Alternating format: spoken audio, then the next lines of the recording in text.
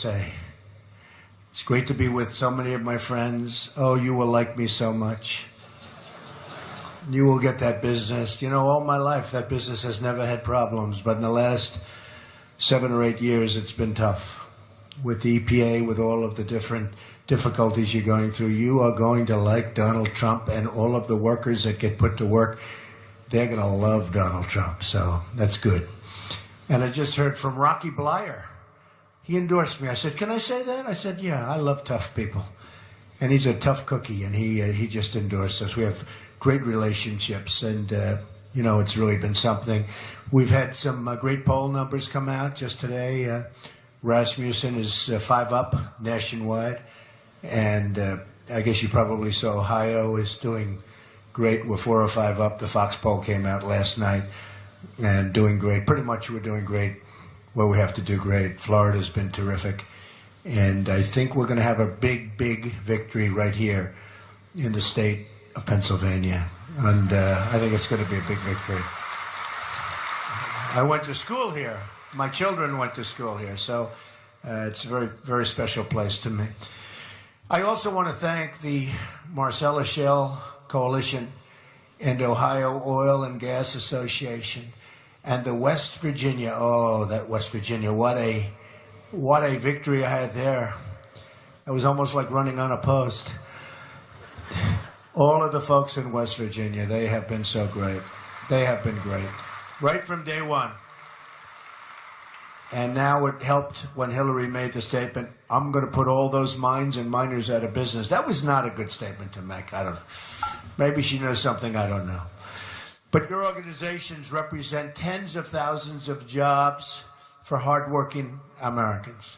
Let me also recognize a really good friend of mine, an amazing guy, Harold Hamm. Where's Harold? He's here someplace. There he is. What a great guy. I spent a half an hour with Harold and dozens of hours. I mean, I spent so much time with all of these different folks, but I learned more in a half an hour with Harold Hamm than I made with all of the consultants put together. That I can tell you.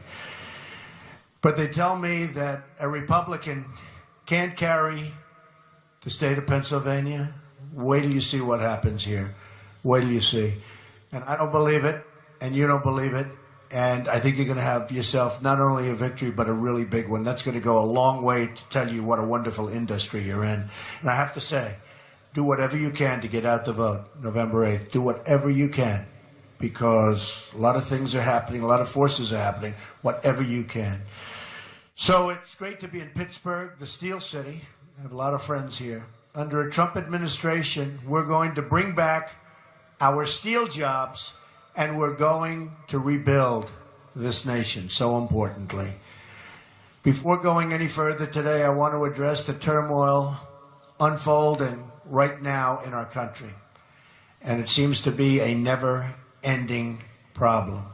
America desperately needs unity, and it needs the spirit of togetherness that has not really only got us through our toughest times, and we've had some tough times, but which has lifted us up in the past to our greatest achievements as a nation. Every day I see people of different backgrounds working together for a common good, and we need to bring that spirit to every part of our country and become one American nation, united by shared values and principles as American citizens. We have to do it. And we have to respect our flag. We have to respect our flag.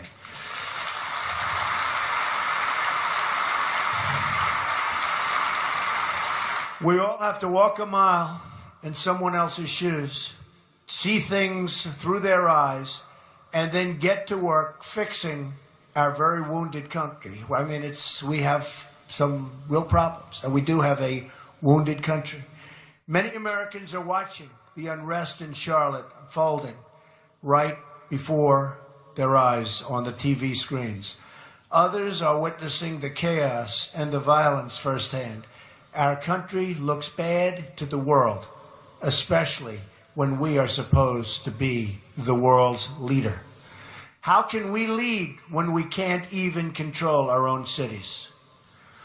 We honor and recognize the right of all Americans to peacefully assemble, protest, and demonstrate. But there is no right to engage in violent disruption or to threaten the public safety and peace of others. Every single American in our country is entitled to live in a safe community. The violence against our citizens and our law enforcement must be brought to a very rapid end. The people who will suffer the most as a result of these riots are law-abiding African-American residents who live in these communities where the crime is so rampant. It's their jobs, housing markets, schools, economic conditions that will suffer. And the first duty of government is to protect their well-being and safety. We have to do that. There is no compassion in tolerating lawless conduct. Crime and violence is an attack on the poor and will never be accepted in a Trump administration. Never, ever. Our job, thank you. Our job is not to make life more comfortable for the violent disruptor, but to make life more comfortable for the African-American parent trying to raise their kids in peace, to walk their children to school, and to get their children great educations. We have to cherish and protect those people. For every one violent protester, there are thousands of moms and dads and kids in that same community who just want to be able to really to sleep safely at night, to be able to walk on the streets, to be able to go to the grocery store. More law enforcement, more community engagement, more effective policing is what our country needs, and we need it quickly. Last year, we saw a 17% rise in violent crime in our 50 largest cities. Homicides are up nearly 50% in Washington, D.C., and more than 60% in Baltimore. More than 3,000 people have been shot in Chicago so far this year, from January 1st. Can you believe that? Nationwide, approximately 60% of murder victims under the age of 22 are African American. This is a national crisis, and it's the job of the next president of the United States to work with our governors and mayors to address this crisis and save African American lives. Look at the example that we had in New York of Mayor Rudy Giuliani, who's been a tremendous person for me, a friend of mine for a long time, and a big endorser, big endorser. The policies he put into place ultimately brought down crime by 76% and murder in New York by 84%. Think of how many families these policies saved from the worst heartache imaginable. We need a national anti-crime agenda to make our cities safe again. We have to make our cities safe again. We will appoint the best prosecutors, investigators, and federal law enforcement officers in the country to dismantle the international cartels, gangs, and criminal syndicates. And I will stop the drugs from flowing into our country and poisoning our youth and many other people.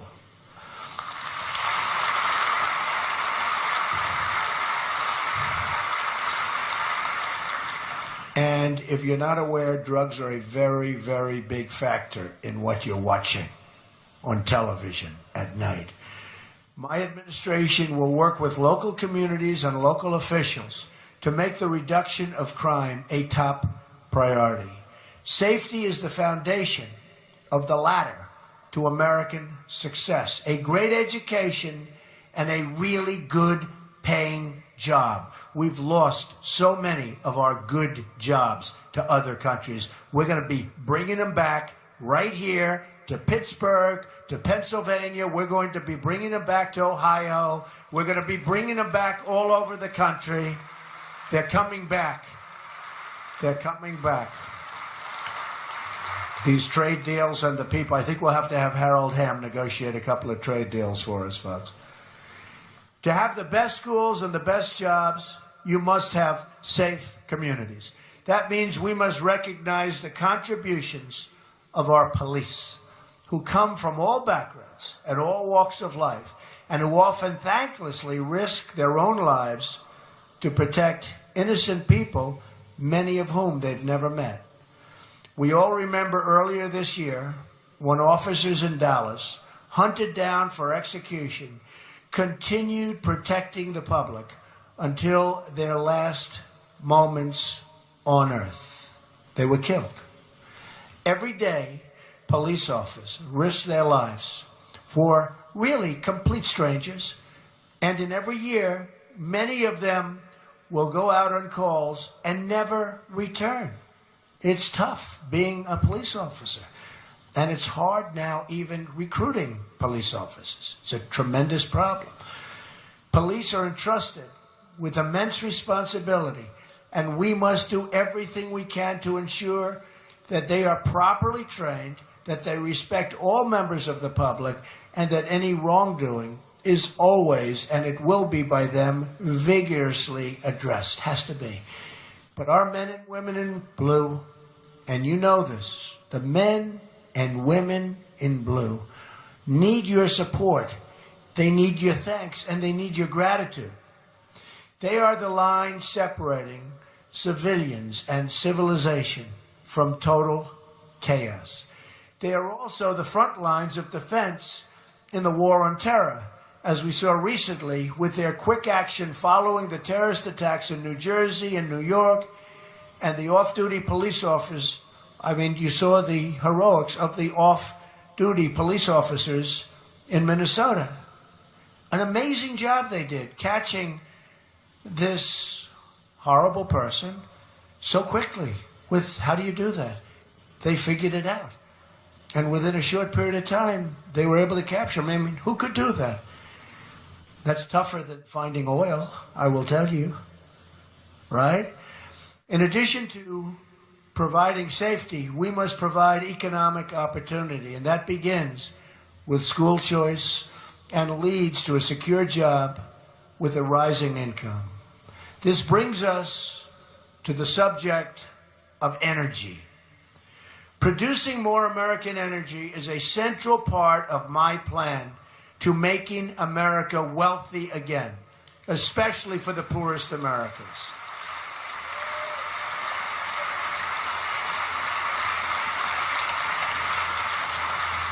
I knew I'd have to make that statement in order to get you guys a little bit enlivened. Well, you'll like the rest of what I'm going to say even more. America is sitting on a treasure trove of untapped energy. Some $50 trillion in shale energy, oil reserves, and natural gas on federal lands, in addition to hundreds of years of coal energy reserves. It's all upside for this country. More jobs, more revenues, more wealth, higher wages, and lower energy prices. I'm going to lift the restrictions on American energy and allow this wealth to pour into our communities, including right here in the state of Pennsylvania that we love.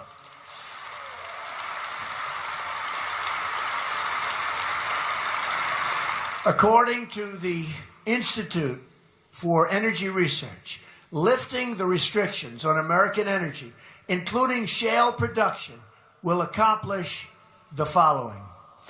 Increase GDP by more than $100 billion each year. That's good music.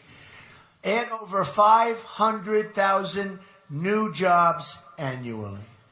Increase annual wages by more than $30 billion over the next 7 years.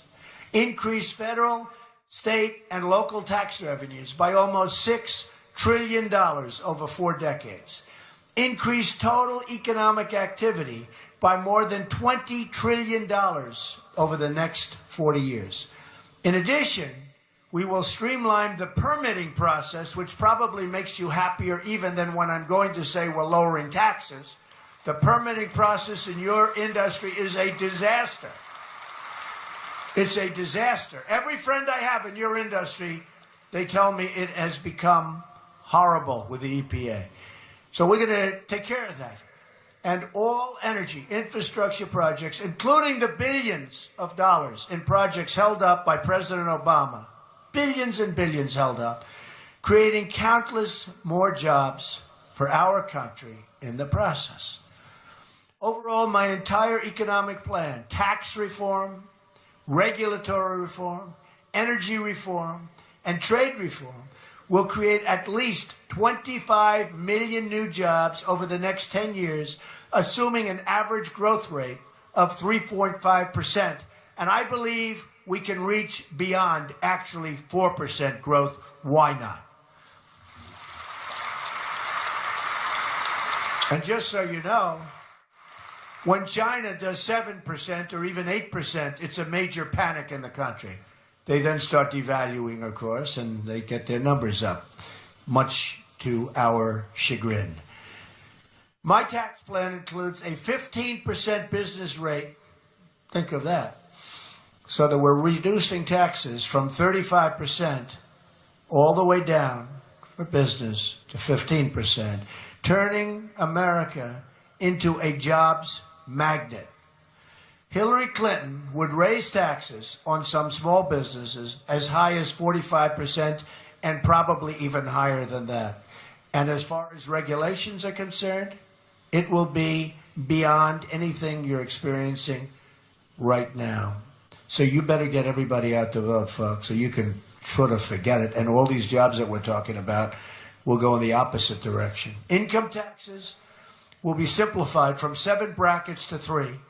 And middle-class Americans will get a major tax cut, including child care deductions and tax-free child care savings accounts. My plan includes the elimination of all unnecessary regulations and a temporary moratorium on new regulations not compelled by Congress or public safety.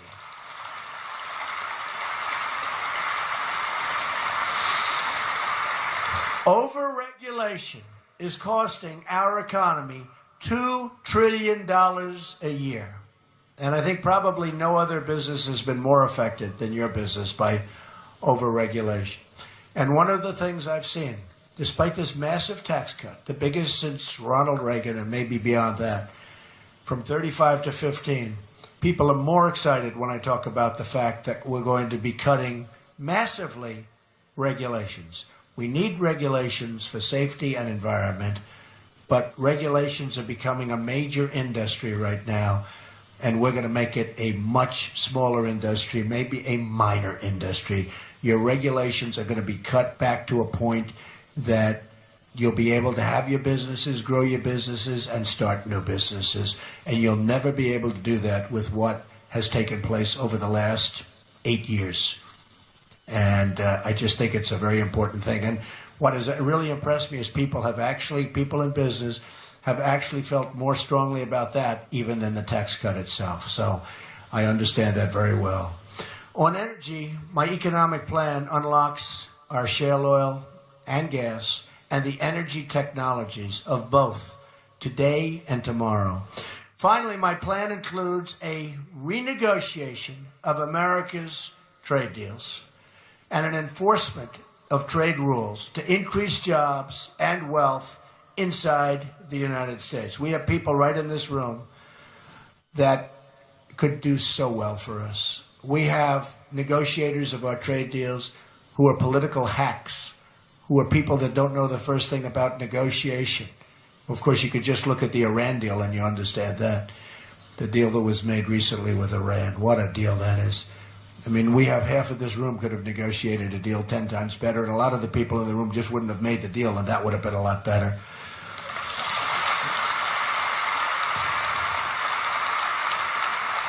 But they did something that you folks, even Harold Hamm, never saw before.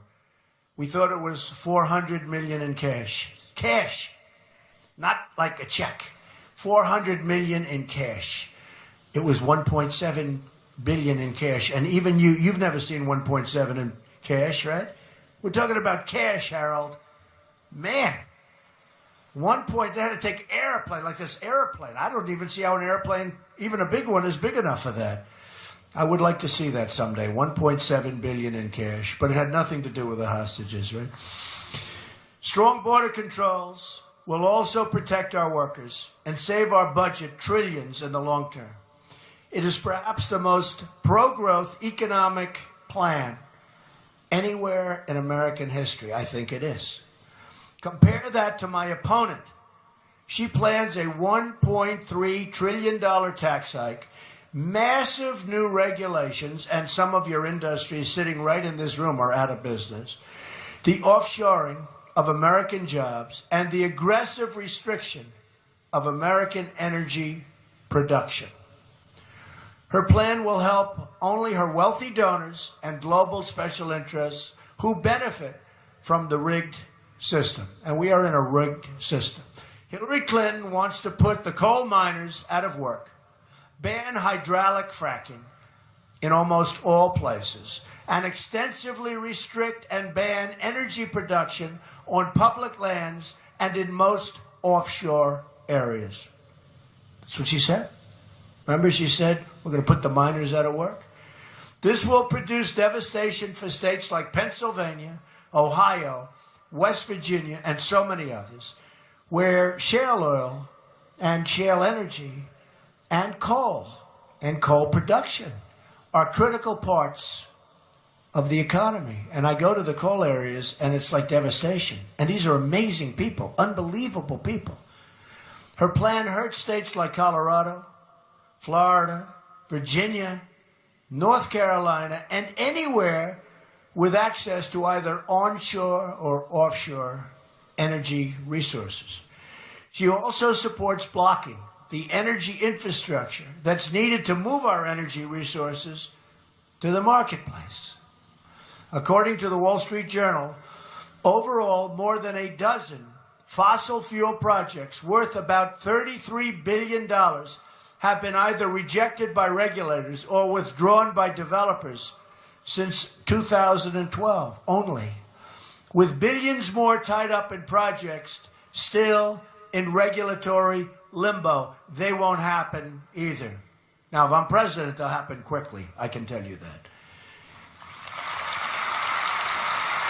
Happen very quickly. You'd be amazed how quickly they'll happen. Examples of energy transportation projects blocked or abandoned include an $850 million coal export facility in Washington, a $3 billion natural gas pipeline in the Northeast, and a $6.8 billion liquid natural gas export facility, among others, many others. Billions of dollars in private infrastructure investment have been lost to the Obama-Clinton restriction agenda, and many, many billions more to follow. The platform produced by Hillary Clinton's party this year also calls for a price on carbon. That's just political speak for a massive new tax on coal and shale production, a tax on American consumers. And it's very unfair to our country, and it makes it very unfair and very uncompetitive to do business with other countries. Very. It makes it so tough to compete with other countries. And remember, every energy dollar that isn't harvested here in America is harvested instead in a foreign country. Often foreign countries not very friendly to us. That not only means, so true, that not only means that we're sending our jobs to those countries, but it means that energy is being produced in foreign countries that lack our high environmental and conservation standards, which we want to keep. That is just one more reason why we should pursue the safe and responsible production of America's vast energy resources and reserves. We need an American first energy plan. It's going to be, from now on, America first.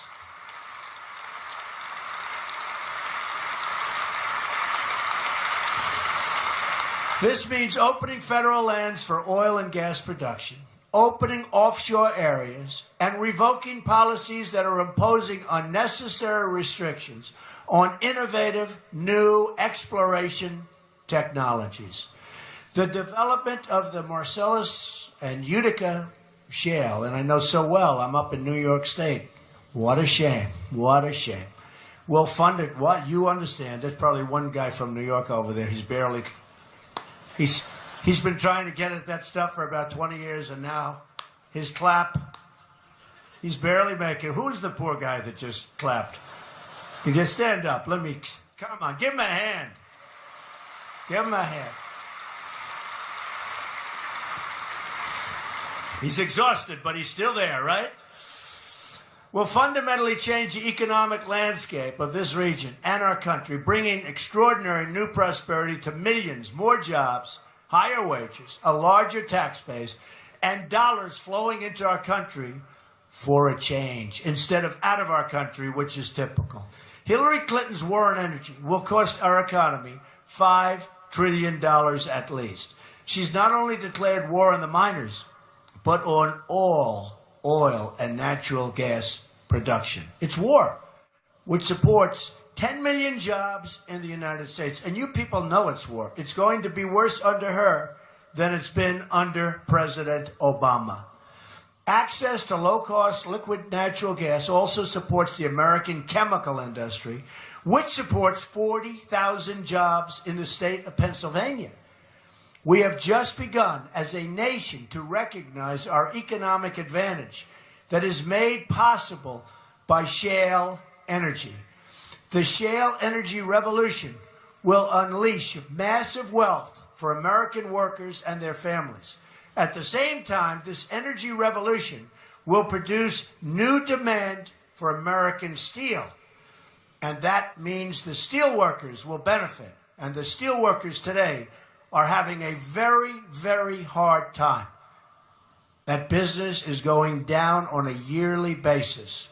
We are going to benefit the steel workers and the steel business.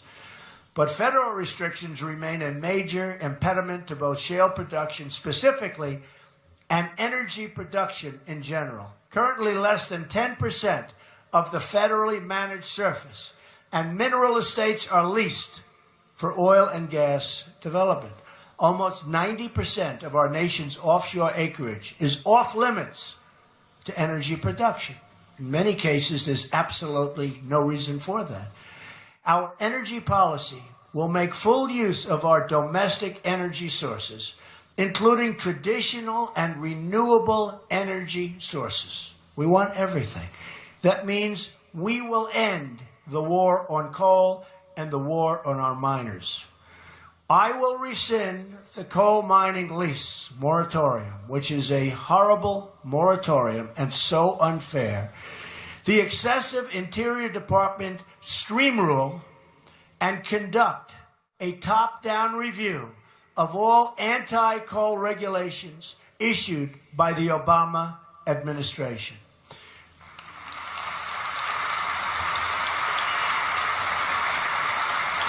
We will eliminate the highly invasive Waters of the U.S. rule and scrap the $5 trillion Obama-Clinton Climate Action Plan and the Clean Power Plan.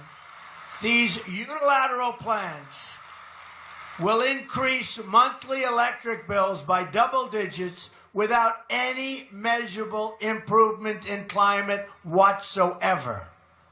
Very unfair to our people and our workers. I will refocus the EPA on its core mission of ensuring clean air and clean, safe drinking water for all Americans. That's what we want. I believe firmly in conserving our wonderful natural resources and beautiful natural habitats. My environmental agenda will be guided by true specialists in conservation, not those with radical political agendas that are putting our country behind the 8 ball.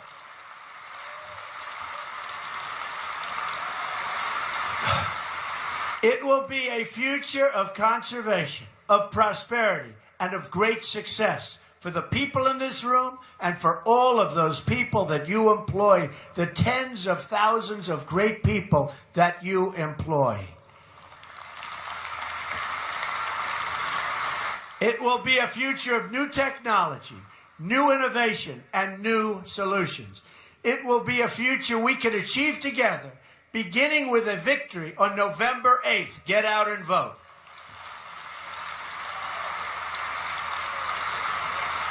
We will make America wealthy again.